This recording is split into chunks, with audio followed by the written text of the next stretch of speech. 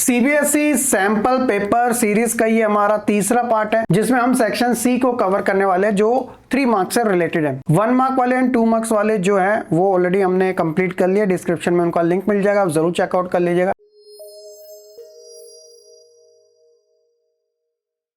शुरू करते हैं अपने क्वेश्चन नंबर 25 के साथ। Provide evidence to support the claim that print culture had a significant impact on the social life of women in India। तो आपको वो एविडेंस प्रूफ करने जो क्लेम करते हैं प्रिंट कल्चर के बारे में, वुमेन की सोशल लाइफ में ये एक सिग्निफिकेंट तरीके से इंपैक्ट डालते हैं। Let's see. The rise of print culture in India during 19th century played a crucial role in awakening the social life of women. 19th century में ये आए और एक क्रूशियल रोल प्ले करते हैं। कैसे? The printing press allow women to accession information, knowledge, idea that were previously inaccessible to them.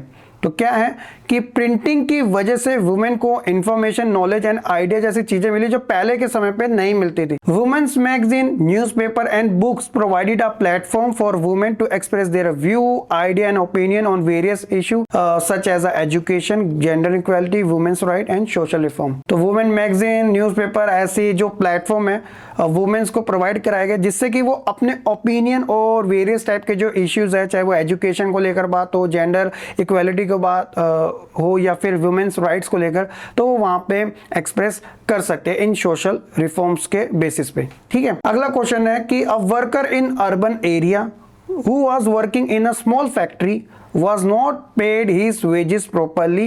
He was forced to work extra hour under the poor working condition. There was no job security. Recently he lost his job and was found selling electrical item in a push cart. Analyze the role of the government in the protecting the worker working in the unorganized sector. Question समझ आए? आसान भाषा में, एक worker जो urban area के अंदर है, वो एक स्मॉल फैक्ट्री में वर्क करता है और उसको जो पेड है, मतलब जो उसका वेजेस है, वो भी अच्छी तरीके से, प्रॉपर तरीके से नहीं दिया जा सकता या नहीं दिया जाता। 1 तारीख को देना तो लेट कर दिया जाता, 5 या 10 को दिया जाता है और उसे फोर्स किया जाता है। जो उसके ड्यूटी टाइम है 8 घंटे का है तो उसे 10-10 घंटे एक्स्ट्रा काम करवाया जाता है। और कंडीशन भी जो होती है काफी पुअर होती है, हेल्थ के लिए सुटेबल नहीं होती है और ना ही जॉब सिक्योरिटी है। उसे पता नहीं है कि कभी भी कुछ ऐसा हो तो उसको निकाल दिया जाएगा, और निकाल दिया भी जाता है। और रिसेंटली अपनी जॉब को खो भी देता है और वो देखने को ये मिलता है कि वो एक इलेक्ट्रिकल आइटम बेच रहा है पुश कार्ट के अंदर। और आप एनालाइज कर सकते हो कि यहाँ पे जो गवर्नमेंट है वो किस तरीके से इन अनऑर्गेनाइज सेक्टर में काम करने वालों वर्कर को प्रोटेक्शन प्रोवाइड करवा सकती है। तो देखिए, the small factory must be registered by the government and have to follow its rule and regulation which are given in various law such as a factory act, minimum wages act, payment of gratuity act, shop and establishment act. तो सबसे अच्छी बात ये रहेगी government के लिए कि वो उन फैक्ट्री को जहाँ पे ऐसे लोग अनऑर्गेनाइज सेक्टर में काम करते हैं कि वो एक तरीके से रजिस्टर हो जाए। रजिस्टर होने के साथ ही वो गवर्नमेंट के अंडर में आ जाएगी, और गवर्नमेंट के अंडर में आने का मतलब है कि वहां पे वेरियस टाइप के जो एक्ट है वो इंप्लीमेंट कर दिए जाएंगे,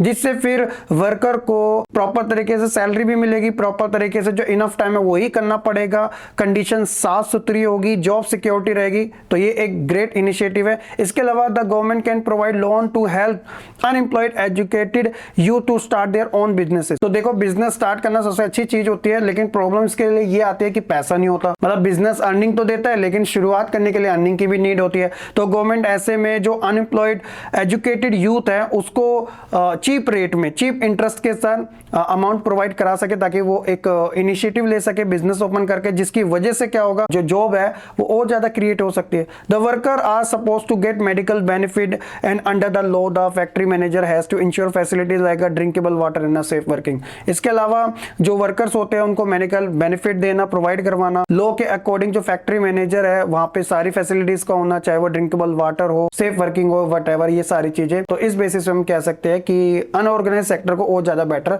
किया जा सकता है, क्योंकि ऑर्गेनाइज सेक्टर तो गवर्नमेंट के कंट्रोल में है ही, लेकिन अनऑर्गेनाइज सेक्टर के अंदर बहुत ज्यादा इनसिक्योरिटीज ज्यादा देखने को मिलती है। अगला है कि mister Pawan a village head wanted to create a more job opportunities to increase the income of the people of his village under the मनरेगा act. Suggest any 3 activity so that mister Pawan could initiative in his village. तो mister Pawan जो है वो village के head है और वो चाहते हैं कि अपने गांव के अंदर जॉब अपॉर्चुनिटी ज्यादा से ज्यादा क्रिएट हो। किसके अकॉर्डिंग? मनरेगा एक्ट के अकॉर्डिंग। तो हमें कोई 3 एक्टिविटी के बारे में सजेशन प्रोवाइड कराने हैं। तो देखिए, मनरेगा aims to prove employment in rural household and the following activity can be initiative to generate employment. वो कौन कौन सी है? सबसे पहले क्लीनिंग द लेक पॉन्ड।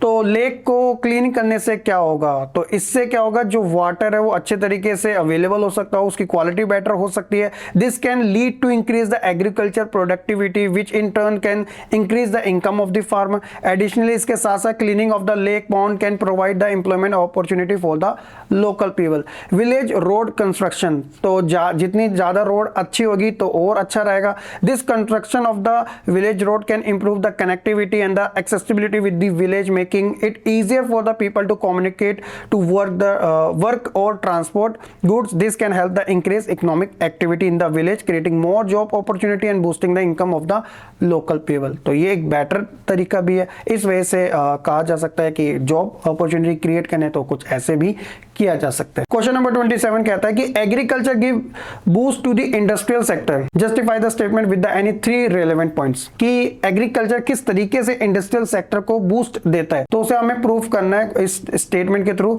सबसे पहले इसका तो रीजन है रॉ मटेरियल का होना।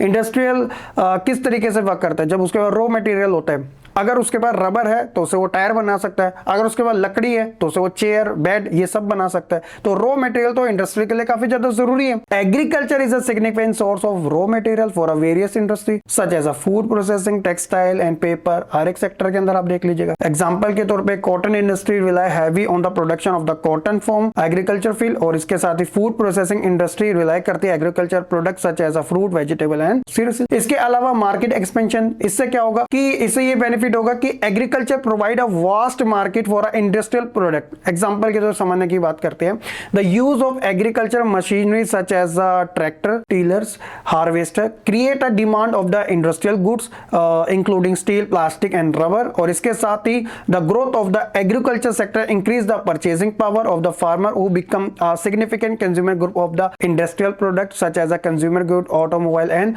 अप्लायंसेस। तो आप देखते हो ना कि जब हम प्रोडक्ट लेते हैं तो वो तो कोई भी ले सकता है, प्राइमरी सेक्टर वाला भी ले सकता है, सर्विस सेक्टर भी ले सकता है। तो जितने ज्यादा गुड्स एंड सर्विसेज अवेलेबल है उतना ही ज्यादा जीडीपी भी ग्रोथ होती जाएगी। तो ये एक इकोलॉजिकल सिस्टम क्रिएट करने की बात होती है, विन विन सिचुएशन क्रिएट करने की बात होती है। तो इसीलिए तो कहा जाता है कि कोई भी सेक्टर हो, अगर वो तेजी से ग्रो हो रहा है तो कहीं ना कहीं इसका कंट्री का काफी ज्यादा फायदा होता है। एम्प्लॉयमेंट जनरेशन में भी काफी ज्यादा एग्रीकल्चर हेल्प करता है। Agriculture is a labour intensive sector that generate employment opportunity for a significant population in India. कैसे? A healthy agriculture sector can increase the income level of the farmer and agriculture worker which it turn to create a demand of the industrial product and services. Additionally agriculture related industries such as a food processing, agrochemical also create a job opportunity specially in rural area. तो इन सब basis पे हम कह सकते हैं कि भैया job opportunity भी काफी अच्छे तरीके से क्रिएट की जा सकती है। तीनों सेक्टर के बारे में अच्छे तरीके से कवर जरूर कर लेना चाहिए। अगला क्वेश्चन आता है कि the Indian constitution provide 3 list to distribute the legislative power,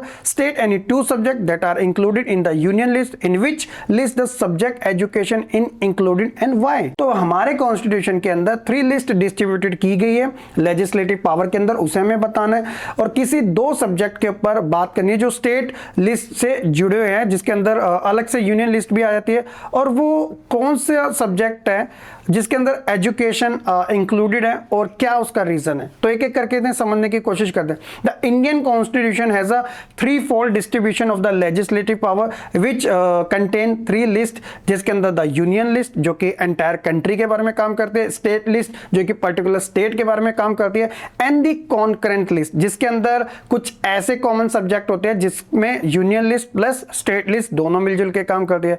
the subject that are included in the union list are those that are under the exclusive jurisdiction of the union government. तो वो subject जो कि union list के अंदर count किए जाते हैं तो उनके लिए एक्सक्लूसिव जुरिडिक्शन हमें देखने को मिलता है यूनियन गवर्नमेंट में, क्योंकि इसकी पावर ज्यादा है और इसके अंडर में सब्जेक्ट भी सबसे ज्यादा देखने को मिलते हैं। ऑलमोस्ट 97 के समथिंग सब्जेक्ट है, क्योंकि ये पूरे कंट्री के बारे में बात करती है।